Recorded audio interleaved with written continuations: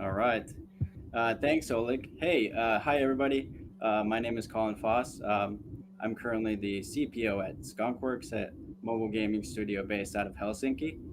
I've been working in the gaming industry now for about 10 years, exclusively in mobile game, free-to-play games, mainly in the product and design roles. We have some really good discussions today and topics. Our panelists are Wilhelm, Joni, and Henry, as Oleg mentioned, and they all have quite a different perspectives, and I'm sure the topics will be really interesting. The questions for today's panel will look at into the past and present and future of the gaming industry and what insights and trends these guys have found out. So first off, Wilhelm, if you could introduce yourself, that'd be great.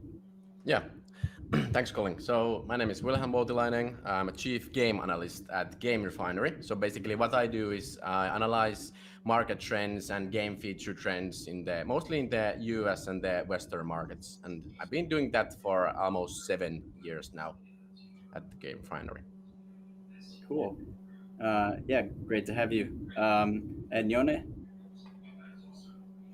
Hello, everyone, and thanks for having me, Colin and Oleg. It's an honor being here. I've been in the game industry here in Finland for about 10 years. I mean, a little more than 10 years. Mostly on mobile, but also on PC and other stuff. I'm a sort of designer and working on a lot of stuff in my background. Um, right now, I'm at Critical Force as a prototyping lead, making new products, and we have a new great game coming out that I'm going to be the product lead of. So ask me about that. Thank you. Thanks, Yone. Excellent. And Henry? Thanks, Colin. Great to be here. My name is Henry Lindgren. I'm the CEO of Lightyear. Lightyear is a hyper-casual studio moving towards hybrid casuals. Probably gonna talk a bit more about hybrid casuals in the panel soon. I've been in the industry for like 12 years or so, mostly in mobile games and mostly in different types of producer or leadership positions. So. I'm the guy that waves hands and not a designer or coder. And makes coffee. And makes coffee, yes.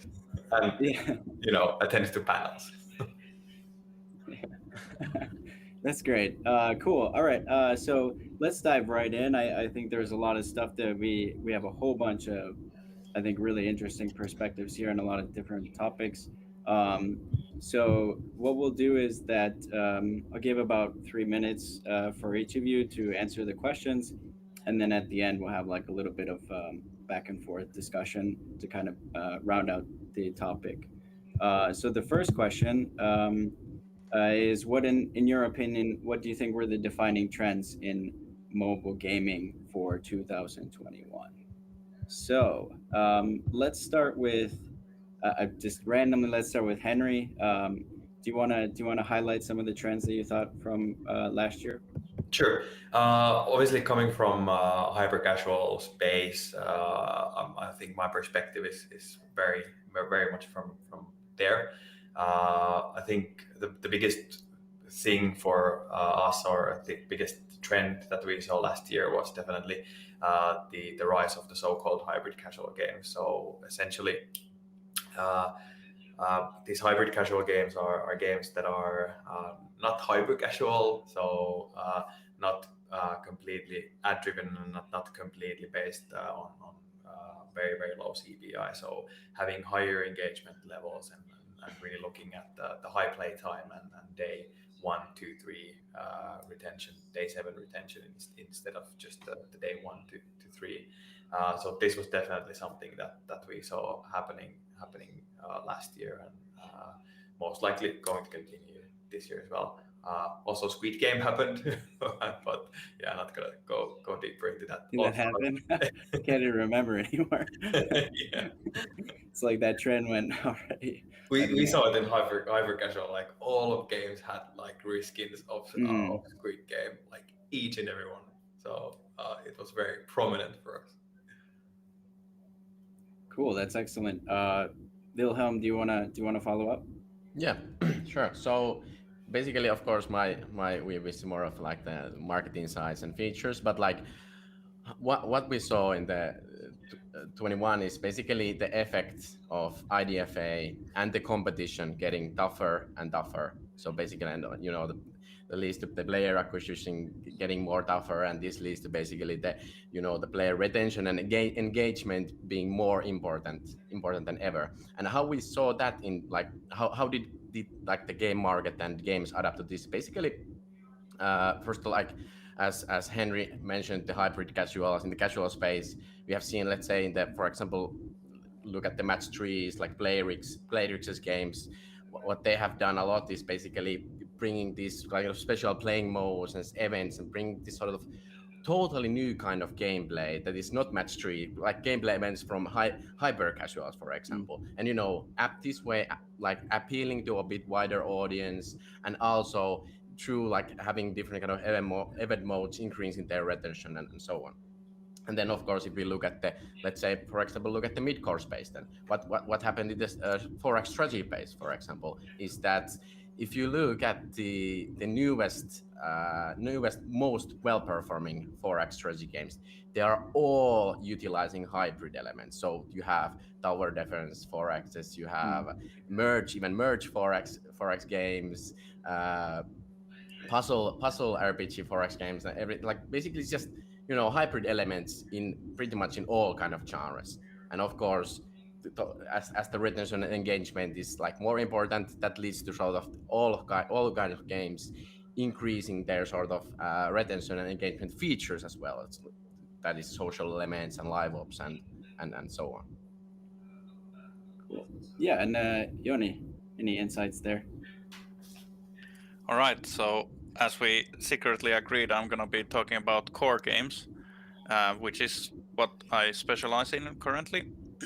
So in that, I think the trend last year and the coming years maybe too was that a lot of like what we consider as big games from other platforms, they made their transition to mobile and made their mobile versions of their games. Often they were made in like outsourced companies and so on, and there's a little bit of hygiene between the original game and the new game, so no cross-platform or anything like that at these games. Some of them like of course League of Legends, and these are like massive, but some not so successful or not so big splash as would be expected. But the main thing here is, like Wilhelm said, what is that the competition is so fierce that you can see these big games on the core space putting out like massive amounts of content. Even games like PvP games that traditionally wouldn't need to are doing this. It's a massive push, and that leads the competition to have to follow or be unable to compete in that. And then finally, like from these big games and these big events of last year, of course, something that I like to highlight is that Genshin Impact is still just incredibly performing game, keeping in mind that it's not just on mobile but on other platforms as well. So that is like, it is pretty huge. And that kind of thing, when you have a game like that is raising the quality expectation of the players, that's going to affect almost everyone in this. Like certain audience groups are gonna be viewing games differently. Yeah, I think one really clear trend, and I think this is like pervasive across all of these kind of super genres, casual, midcore, is the IDFA deprecation. And I know this has been talked about in many companies, but what are the different approaches that games have? You mentioned Wilhelm, you mentioned more like these hybrid games, and then Henry, you mentioned more of these hybrid casuals. And then Yoni looking at like the really polished, super huge scope of games. What do you guys think about that? Is there any kind of more discussions you want to dig deeper into that? Maybe I think one notable thing, I believe it was last year, was that even big players like Supercell admitted that the content creation like work is Mm. massive, and that it when you think about what kind of company it is and how well it's doing, like that is big news, like that they have to change their structure to accommodate. Cool. Anybody else? Henry, Wilhelm? Yeah, I think No.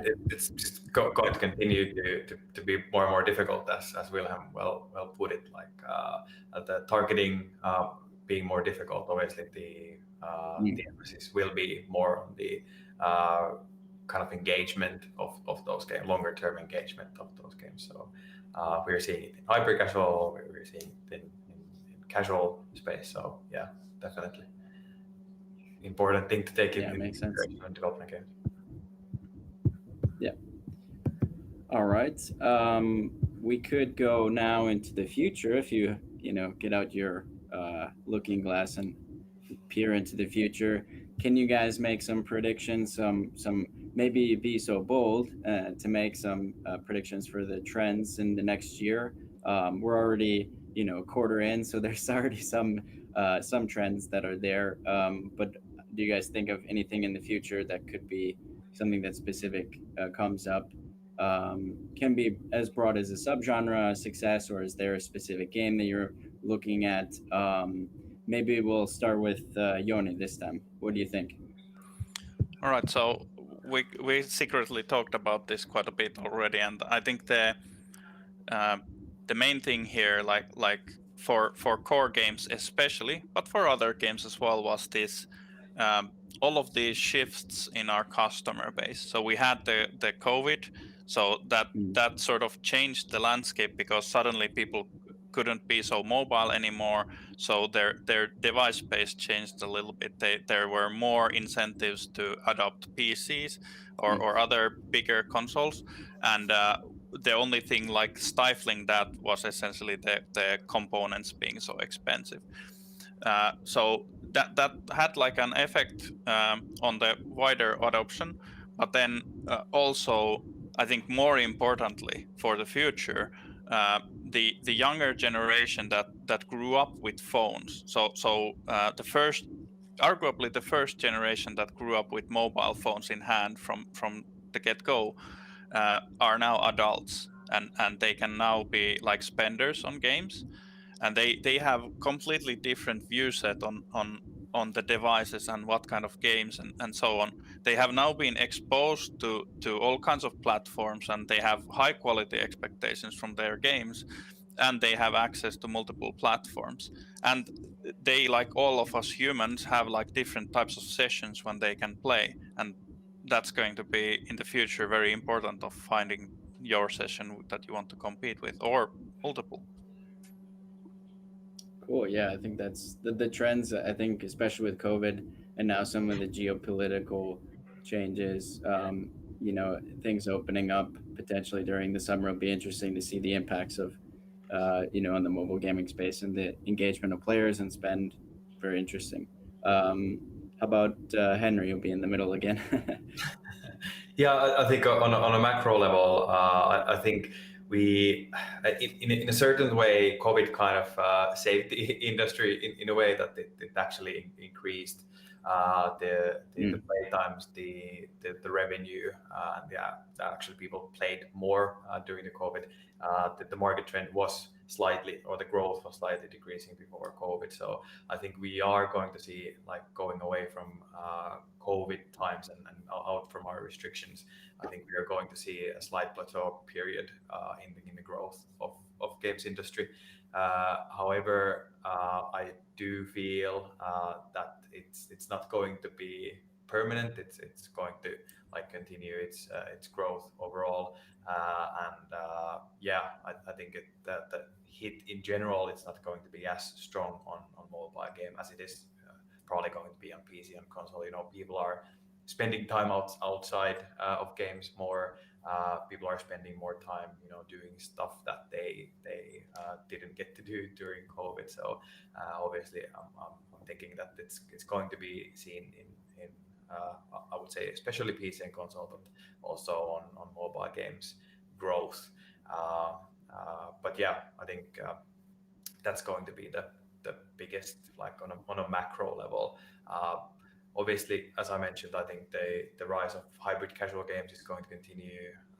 The user acquisition is going to be more and more difficult. The acquisition costs are not going down in any way. So we need higher LTV potential games, and for those, like I think hybrid casuals are going to be the answer to.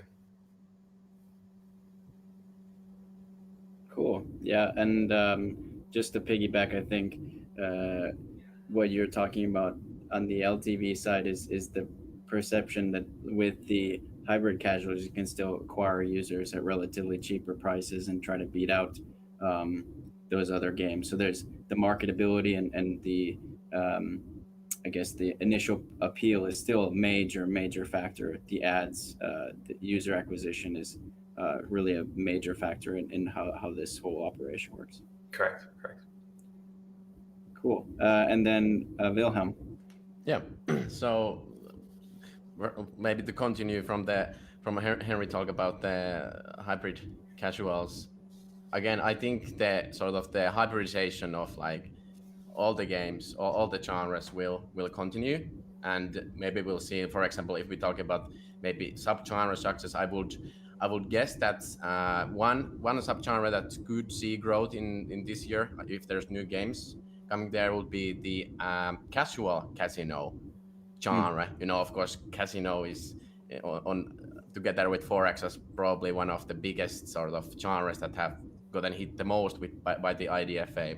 Hmm. So I think just the casual casino games are just like right now there's pretty much only Coin Master on the top, not that much other success. But I think that the idea is clever. You have a game that appeals to casual audience and also the casino audience, and those audiences, especially in the US market, are like massive. So that's one thing. Then of course looking at sort of other possible trends. Yonne talked about the Genshin, like it's incredible, its success, and of course like the how well the game is made and everything. This year, of course, we're gonna see more of these AAA games and also these sort of crossplay enabled games getting released. Like we have Diablo Immortal. I think it was just the release that it actually coming on June 2nd, and it also has the sort of the crossplay and cross progression with its PC version as well. It's quite interesting to see, like if it's gonna be successful or not. I would assume that it's probably will. And of course, we have Apex Legends coming, which is currently the soft launch, and like I've tested it myself, and it's like the implementation is just like it's incredible how well it's made, even if it's on mobile. It's just the controls are like it's really like really promising game. Um, and then some like maybe the third trend for this year, I would see that of course like the blockchain has been really like one of the most talked about topics. There are gonna be more these blockchain games getting released also on mobile this year, and it's hard to say right now if they're gonna be successful or not, but it's gonna be super interesting year to Mm. see where it's gonna go, because like we're actually gonna get a lot of those games released this year. Yeah, and high quality ones that are not, Mhm. that they're accessible. They have the approachability there that most of the games, if you try nowadays, don't really have that. So I Yeah. think that's the biggest hurdle right now. Really interesting to see what happens in that space. I want to piggyback a little bit off the social casino side because I think that's also really interesting topic and a way to tackle the IDFA deprecation, which is you have that kind of viral factor of the mechanics where you're attacking somebody else. Are there other kind of trends or like let's say characteristics of that genre specifically that you think that could be hybridized or brought into other genres? Yeah, it's yeah, it's Put interesting you on the because like spot. yeah, it's it's not like the innovation in that it's not like it's not an easy thing to tackle, but like Yeah. I would maybe like because those are like super like they're like extremely casual right now, Mm. so Yeah. like maybe there would be space to go from coin master a bit more, bring a bit more like mid-core-ish elements like PvP and like guilds, for example, and Mhm. stuff like that, competitions like that we are actually seeing in the casino games right now. There's a lot of like these different kind of meta elements and then competition like that. So maybe the next sort of casual casino game would be just coin master taken to the sort of the next level in terms of features and then stuff like that. Yeah, so basically taking kind of the really simplistic core experience and then just adding, more depth on the meta. Yeah, Yeah, I'd say sounds, so. sounds cool. How about you guys? Do you guys have any thoughts about that, or do you want to jump to the next? We talked about this as well a little bit, and I think the thing there is that hyper casual is very, very refined as a like a the way the games are made and designed and how the whole business runs. Like there isn't a lot of room for innovation anymore, because it is pretty good. And the thing there was that then when you think about how do you sort of compete, how do you grow, if you're competing with in this space, then maybe the only way is to take a step back from hyper casual, like we talked about hybrid casual and these. So you have to sort of become less refined in a way towards that, to have those features and have to just stand out from your competitors. So that is definitely a thing there. Another thing is that we met, like Wilhelm mentioned, those cross-platform games, and there's Rainbow Six Siege and others coming like a bunch. Like the more you hear about, the more there are coming, and right now they are coming sort of as that hygienic like mobile version of the game. Usually, like some of them are cross-platform, and I would argue that that's probably the future. So that's the way that these games are going to be going. So they're going to be more and more cross-platform. And of course, when we look at the long like future line, it sort of makes sense that someday they might be streaming games. Like that requires the infrastructure and everything to work. But when you think about it rationally, it is very probable that that is the future we're heading towards. But on the way there, since that's not really feasible yet, then these cross-platform games are sort of the stopgap. And for developers, the positive thing in that is for a new game, like not porting an existing game so much, more about making new games, is that you can't be guaranteed to succeed on any one platform. So all platforms are going to be a little bit of a lottery. Like you can maximize your chances, but you're always going to have that like aspect of whether lightning strikes or not. And so when you have more platforms, you have more lightnings, you have more chances of lightning. You don't necessarily need to succeed in any one of these platforms. It's fine, to succeed just on one, and then either spread your player base from that to other platforms, or then just be sustained by that platform. And then in the end, if it's like unsustainable to have those other platforms, you can cut them out at that point. But in any case, those I would suspect that there's going to be a lot more cross-platform games in the future. Yeah. Henry, there was some stuff that Yone mentioned about the hybrid casuals. Is there any follow-up that you had for that? I think again the rise of hybrid games, hybrid casual games is definitely there, and we are going to see that more and more in the coming year, purely because I think we've covered it pretty well, but purely because of the fact that the rise of the UA cost, we need more engaging games that have that low CPI potential and really kind of tackling the market challenge there. But yeah, I think we've covered that pretty well.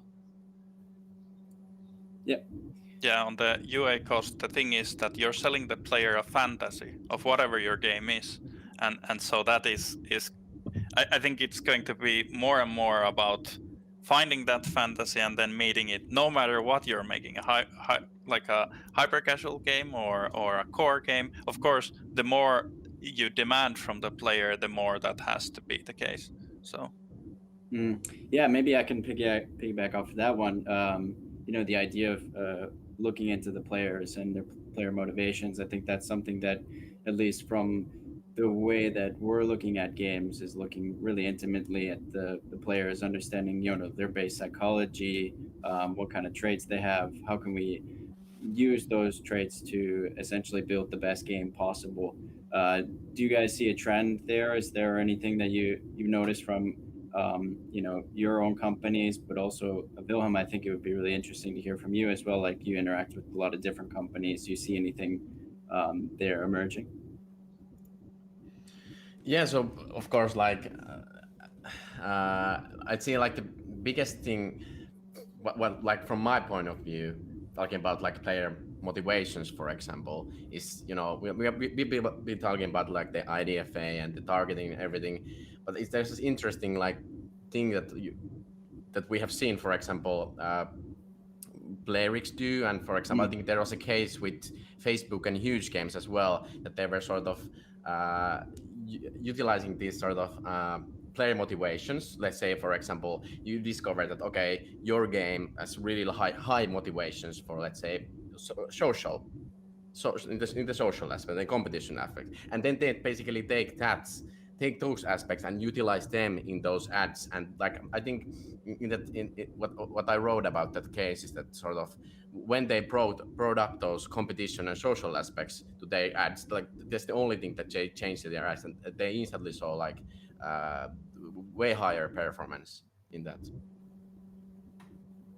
Yeah, I think also, like, I mean, you look at the ads, the UA ads that I'm I'm constantly bombarded with, and this is of course anecdotal, but looking at the overall UA ads, that a lot of them are geared towards very specific motivation, and you see that there's a lot of attention to these player motivations and what is the value proposition of each game, and you can see that they're really honing in and understanding really on a fundamental, deep level about the player motivations, and then giving the right player message, which I think is very fascinating and also slightly scary in some ways. They're getting to where we're getting to that maturity level where we're really understanding players on a much deeper level. We know exactly who are playing our game, and then we can craft experiences that best tap into those motivations.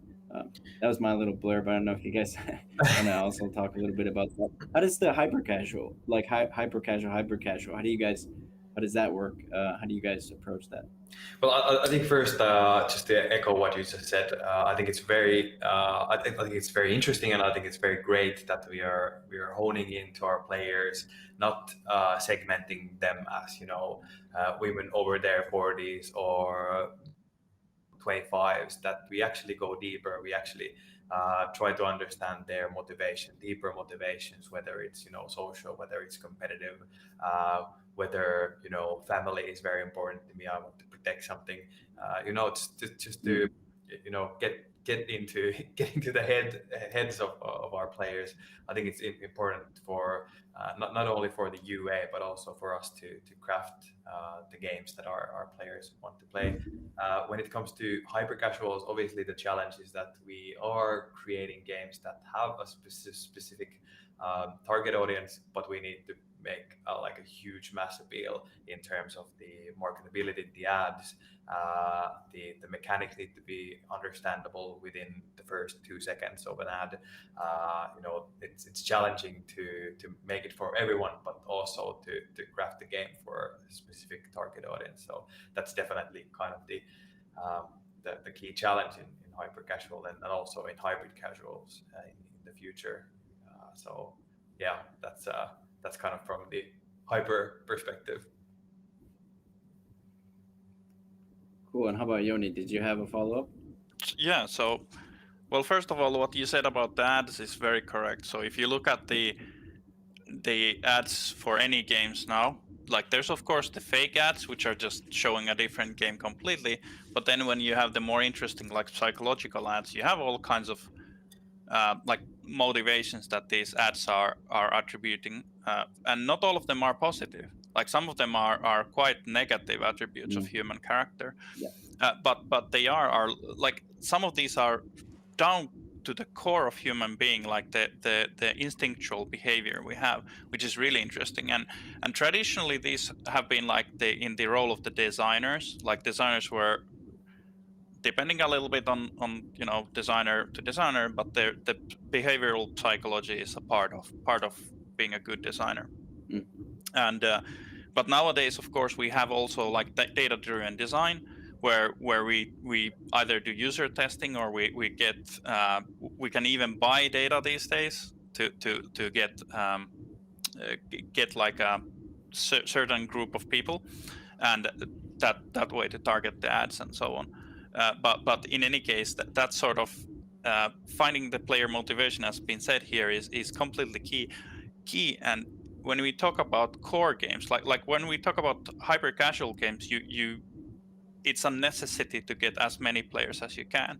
And on core games, your safer bet, while you do need to get a big funnel because you're going to get a massive churn, you still kind of, what you need to get is those key demographics, the players who your fantasy serves to, because those are the paying customers, and those are the players who really care about your game or your product, whatever.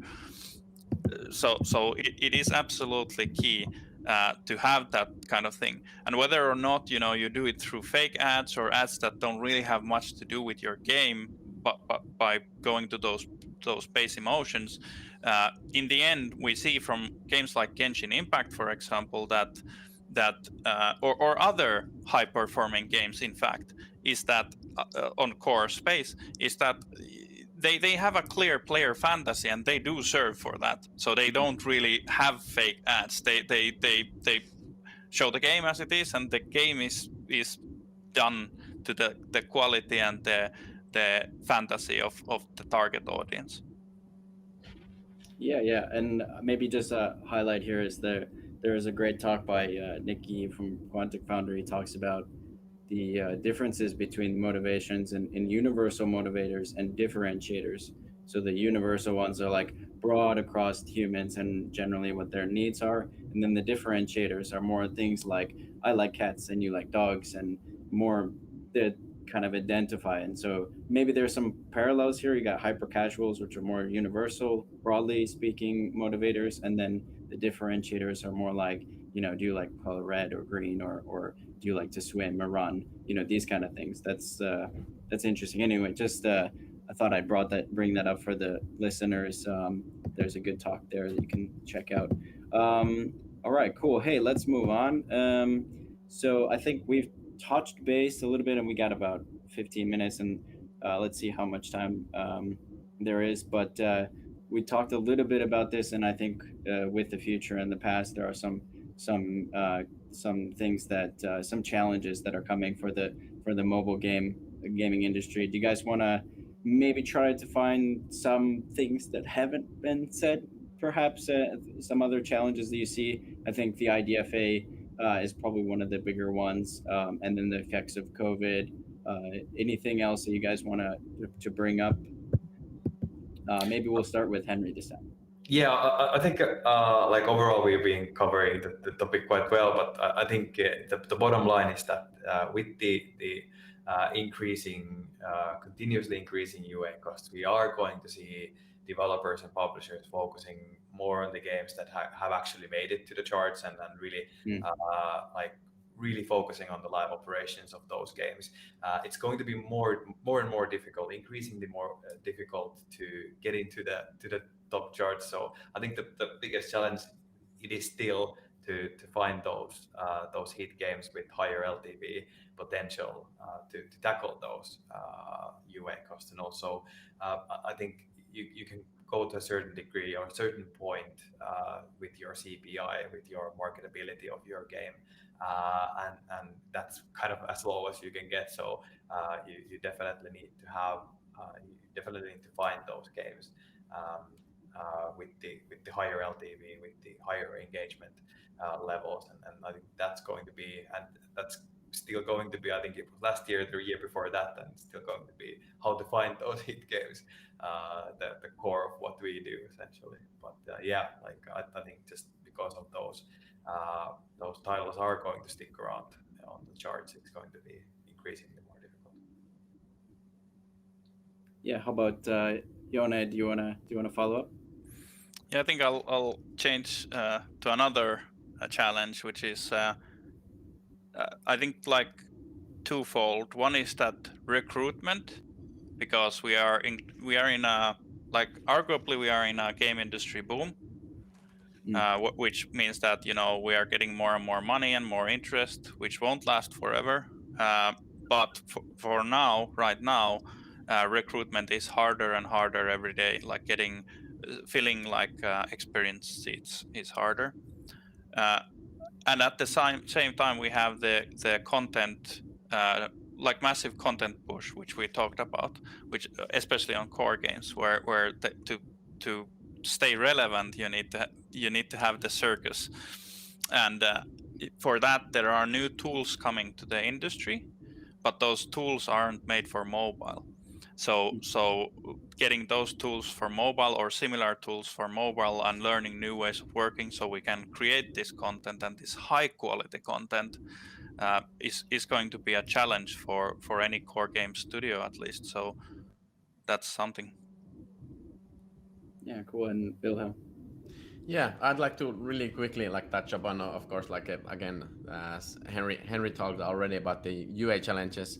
Looking at the sort of the IAP monetization side, I think it's really interesting data point. If you look at the new top crossing 200 games, there is just less and less new games entering there. Of course, sometimes you have a game that jumps there, but it's less and less like sustaining top 200 crossing games all the time. And of course, in certain genres, there is their own challenges. For example, you have very saturated genres with like massive competition, like match trees, but then you have genres with like less saturation, like let's say action RPG, for example.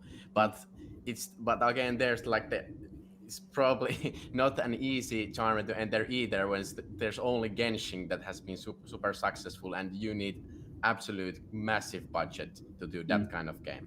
And if we look at then, for example, the more of the cosmetic monetized games with competition elements like MOBAs or shooters, then if you want to be like super successful there, again, you need to have insane live ops nowadays. You need to push insane amounts of content, and again, it's not like I'd say like overall, it seems that like for smaller budget studios, like it's the top crossing charts are like those are definitely a challenge. Yeah, agreed. And maybe also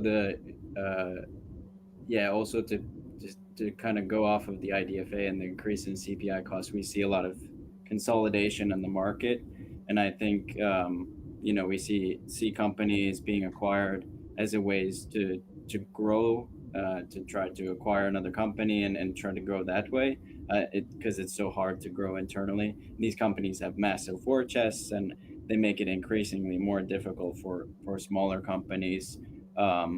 Maybe we could talk a little bit about that from a small developer perspective. I think that could be a really interesting topic to dig into. Is there any strategies that you guys can think about, or like ways that a smaller company could tackle the situation with the market? Maybe I'll let's see. Yeah, Henry, you seem like you're ready. Yeah, I think for us, for example, Lightyear, we are that size of a company that we are kind of already looking at the M&A space as an opportunity for us. I think like smaller studios, they need to determine their strategy. Do they want to grow to be that 100 million euros revenue per year? Do they want to do something else? What's kind of the goal? Do they want to be acquired on the kind of 20 mil yearly revenue mark? And that's definitely an interesting space. As you mentioned, it's red hot, and I think it's going to be continuing to be so. The large players are going to continue to acquire smaller companies to increase their revenues, find new types of games. For example, I think good example, Rovio acquired a hyper casual developer publisher, Ruby Games, just recently, and I think that that was a mainly a move to diversify their portfolio and obviously show more revenue on the bottom line. But I think it's definitely should be considered a good opportunity for small or medium sized companies. And, yeah. Yeah, and how about Yoni? Do you have something that follow up on that? Well, we all know that making games is hard, and Mm. making successful games is much harder. So it's like a two-way street where the big players know that there's no guarantees. So buying an already successful product and company makes sense, and for that product and company, it kind of makes sense to sell while they're still hot, uh, and that's naturally going to continue. Uh, and I think that's completely fine. As for like small companies that aren't there or that don't want to do that, I think it's more and more important. It's always been important, but it's more and more important that you sort of target your audience. That you have at least one sort of core audience that is gonna absolutely love your game. There's like this thing where when your cost per install goes up, you're naturally going to want to have more lifetime value out of your customers. And then when we talk about like ARPGs or hyper casuals or so on, we know that RPG genre has the biggest LTVs. So back in the days when games were on a piece, just on PC, for example, and were developing, or PC and consoles, they were developing forward, they started to include RPG elements to every kind of game. And today we don't even think about it, but it's on every game. And that kind of thing, trying to sort of appeal to audiences that normally wouldn't be yours, is just going to have to happen. And that's the way to sort of try to position yourself. Like you can always throw the dice at anything, and you might be really successful, who knows. But if you sort of know that you have to be um, you only have one shot, or you don't want to waste your time, then doing a proper user research on who you're doing your game for, or alternatively do the game for yourself, so you are the target audience. People like you are the target audience. You might not have a massive audience, but at least you know your audience pretty well.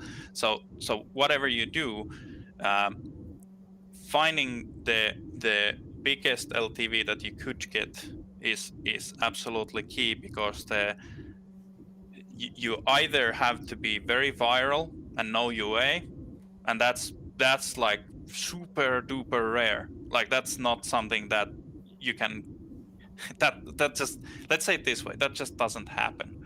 So that's rare enough to say that you're not going to have it, and then your only option is UA. And after that, you know how it goes. You have to make money to spend money. So that's just the way the cookie crumbles. So finding the best audience for your product is key, or alternatively, of course, finding the audience and making them a product, which is even better. Hey, that's really well said, Yoni. I think those are really good points. Wilhelm, do you have any like final thoughts? Yeah, honestly, don't have too much to add to the guys' points here. I think like definitely huge points there. Of course, like if we look at the sort of successes from smaller studios, of course there's like some.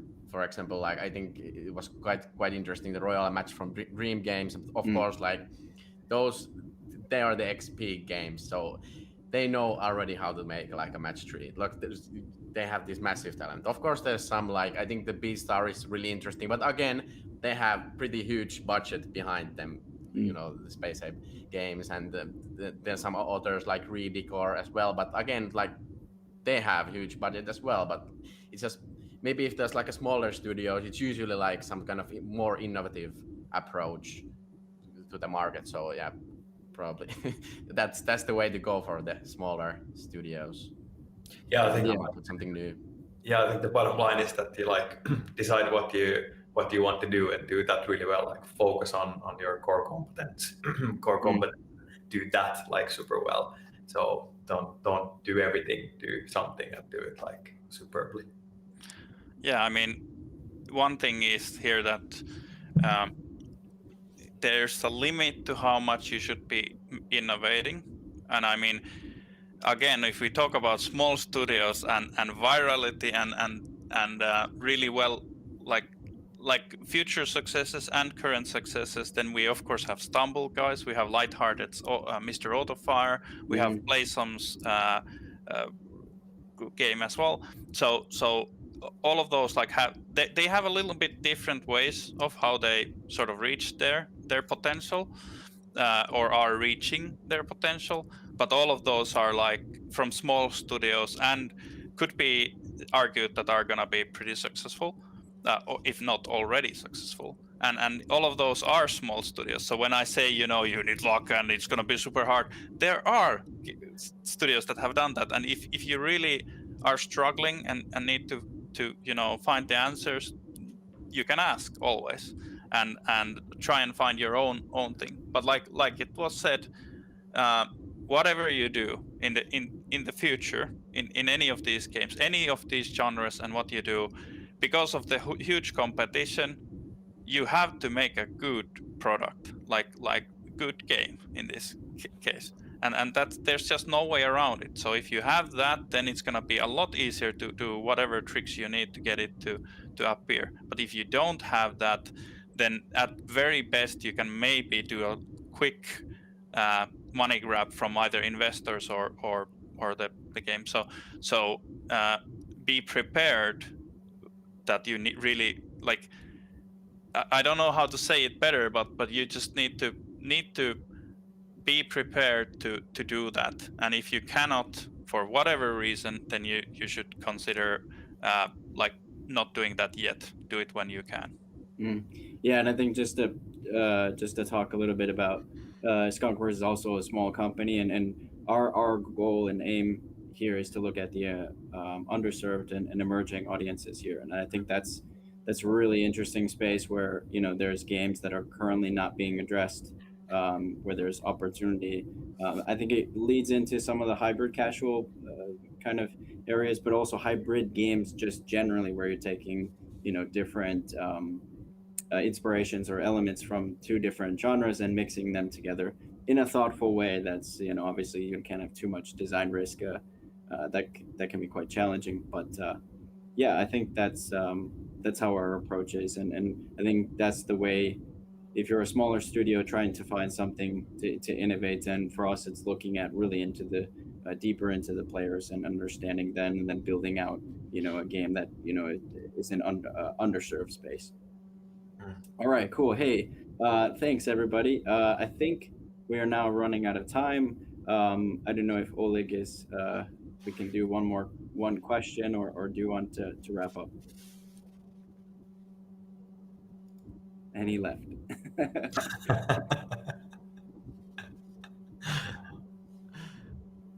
Oh, is that? Yeah. Okay. Well, yeah. We can jump into. Maybe I'll just write into the first one here. Do you see the misleading ads trend going away anytime soon? We got about 1 minute if you guys want to just quickly chime in. Maybe somebody who is the quickest. Go. No. I think it's hard to say if they're like going away or not, but I think it's more like I think it's gonna go more, just personal opinion. I think it's gonna go more into the sort of the playable ads, and like and again, those are utilizing as, for example, you can use playable ads to test what kind of gameplay elements, for example, your player base loves. There's just playable or not, there are gonna be companies that will use ads as their design tool, so they will quickly make an ad, see how that performs, and make that game. Yep. Hey guys, I want to thank you so much for it. Sorry, I had a little technical problem, but we copied a lot of questions. So I promise that I will send you the questions.